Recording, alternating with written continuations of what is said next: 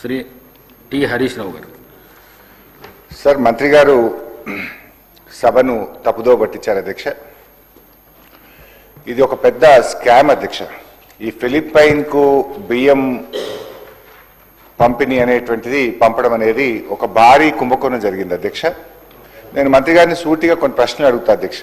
ఇప్పుడు వారు ఇచ్చిన సమాధానాల్లో కూడా కొంత సత్యదూరమైనటువంటి విషయాలు, అర్ధ సత్యాలను, సమాచారాన్ని కొంత ఆపి కొంతవరకు మాత్రం చెప్పి కొంత చెప్పకుండా దాచిపెట్టే ప్రయత్నం చేశారు అధ్యక్ష.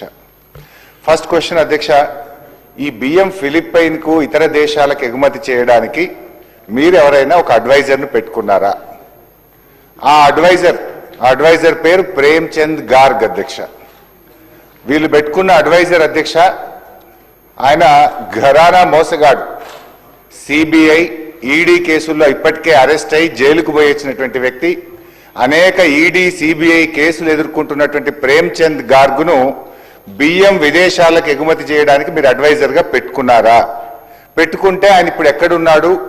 ఆయన పనిచేస్తున్నాడా? మరి ఆయన ఒకవేళ తొలగించారా? ఉన్నాడా? తొలగిస్తే ఎందుకు తొలగించారో సమాధానం చెప్పండి. నంబర్ 1. నంబర్ 2 అధ్యక్ష, వీళ్ళు ఎంఓయూ చేసుకున్నది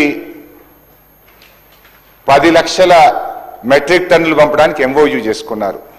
1 లక్ష మెట్రిక్ టన్నులు అగ్రిమెంట్ చేసుకున్నారు అధ్యక్ష.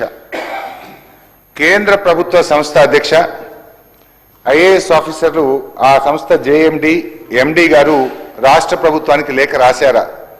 దీపక్ అగర్వాల్ అధ్యక్ష, ఇది నాఫెడ్ జేఎండి గారు రాష్ట్ర ప్రభుత్వానికి లేఖ రాశారు. అదేవిధంగా మరొక లేఖ కూడా నాఫెడ్ ఎండి గారు కూడా రాష్ట్ర ప్రభుత్వానికి లేఖ రాశారు. నేను అడుగుతా ఉన్నా, నాఫెడ్ అనే కేంద్ర ప్రభుత్వ సంస్థ, మేము మీకు కాకినాడ పోర్టుకు బియ్యం రాగానే మీకు వెంటనే డబ్బులు చెల్లిస్తాం, మాకు అవకాశం ఇవ్వండి అంటే కేంద్ర ప్రభుత్వ సంస్థకి ఇవ్వకుండా ఒక ప్రైవేట్ సంస్థకు ఎందుకు ఇచ్చారు? ఈ బియ్యం ఎగుమతి కోసం మీరు ఏమైనా టెండర్లు పిలిచారా? ఎక్స్ప్రెషన్ ఆఫ్ ఇంట్రెస్ట్ పిలిచారా? లేదు, నామినేటెడ్ బేసిస్లో ప్రభుత్వ రంగ సంస్థ అడుగుతుండగా కూడా ప్రభుత్వ రంగ సంస్థకు అవకాశం ఇవ్వకుండా ఆ ప్రైవేట్ సంస్థకు ఎందుకు ఇవ్వవలసి వచ్చిందో మంత్రి గారు సమాధానం చెప్పాలి అధ్యక్ష. 3వది అధ్యక్ష, ఇప్పుడు 22,500 ఎగుమతి చేశామన్నారు. మరొక 7,500 మెట్రిక్ టన్నులు 1 సంవత్సరం నుంచి కాకినాడ పోర్టులో పడి ఉన్నాయి. మరి ఆ కాకినాడ పోర్టులో ఏడాది నుంచి బియ్యం ఉంటాయి అధ్యక్ష? ముక్కిపోతాయి, పురుగులు పట్టిపోయినాయి. ఆ 7,500 మెట్రిక్ టన్నులు కాకినాడ పోర్టులో ఉంటే అక్కడ మనం ఇప్పుడు ఆ గోడౌన్ ఛార్జెస్ ఎవరు కట్టాలి? రాష్ట్ర ప్రభుత్వం కట్టాలి. వీళ్ళ అగ్రిమెంట్ కూడా తప్పు ఉన్నది. ఇవాళ వీళ్ళే షిప్పులో ఎక్కించి అక్కడ చేరుకునేదాకా వీళ్ళే బాధ్యత తీసుకున్నారు. ఇప్పుడు 7,500 మెట్రిక్ టన్నులు కాకినాడ పోర్టులో ఉన్నది వాస్తవమా కాదా? 1 సంవత్సరం నుంచి 7,500 మెట్రిక్ టన్నులు కాకినాడ పోర్టులో ఉంటే మరి దానికి ఎంత మనకు గోడౌన్ ఛార్జెస్ పడ్డాయి, హ్యాండ్లింగ్ ఛార్జెస్ పడ్డాయి. మరి అది కూడా కలిపితే నష్టం వచ్చినట్టే కదా. మంత్రి గారు క్లెవర్గా ఏం చేసిందంటే ₹1 కోటి లాభం వచ్చిందని చెప్పే ప్రయత్నం చేసిండ్రు. మరి 7,500 మెట్రిక్ టన్నుల బియ్యం ఏమైపోయినాయి? అవి ముక్కిపోయినాయా? పురుగులు పట్టిపోయినాయా? అవి వాటి పరిస్థితి ఏంది? దానికి ఎంత హ్యాండ్లింగ్ ఛార్జెస్, గోడౌన్ ఛార్జెస్ మీద పడ్డాయి? మంత్రి గారు అధ్యక్ష హెలికాప్టర్లో పోయింది అధ్యక్ష కాకినాడకు. ఇదేదో పెద్ద పని చేస్తున్నాం, ₹వేల కోట్ల సివిల్ సప్లైస్ కార్పొరేషన్కు ఆదాయం వస్తుంది, గత ప్రభుత్వానికి తెలివే లేదు, మేము చాలా గొప్ప ఘనకార్యం చేస్తున్నాం అని చెప్పి చాలా పెద్ద పెద్ద మాటలు చెప్పారు అధ్యక్ష మంత్రి గారు. వాస్తవంగా జరిగింది, దీని వెనుక పెద్ద స్కామ్ జరిగింది, రాష్ట్ర ప్రభుత్వానికి నష్టం జరిగింది.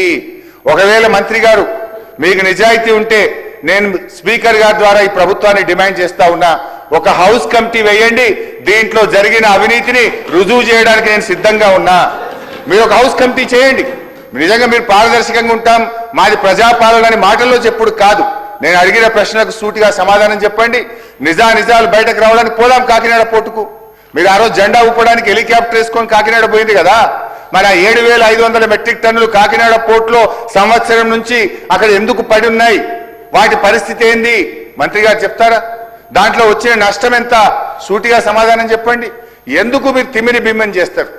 ఒక ఘరానా మోసగాడిని ఈడీ, సిబిఐ కేసులో ఉన్నవాడిని రాష్ట్ర ప్రభుత్వం కనీసం చూసుకోకుండా అడ్వైజర్గా ఎట్లా పెట్టింది అధ్యక్ష?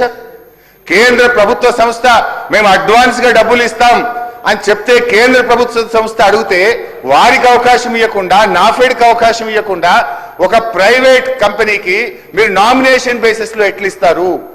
How the rules will permit? వీటన్నిటి మీద అన్ని విషయాలు బయటకు రావాలంటే ఒక హౌస్ కమిటీ వేయాలని మీ ద్వారా ప్రభుత్వాన్ని డిమాండ్ చేస్తున్నారు. శ్రీ పల్లా రాజేశ్వర రెడ్డి గారు.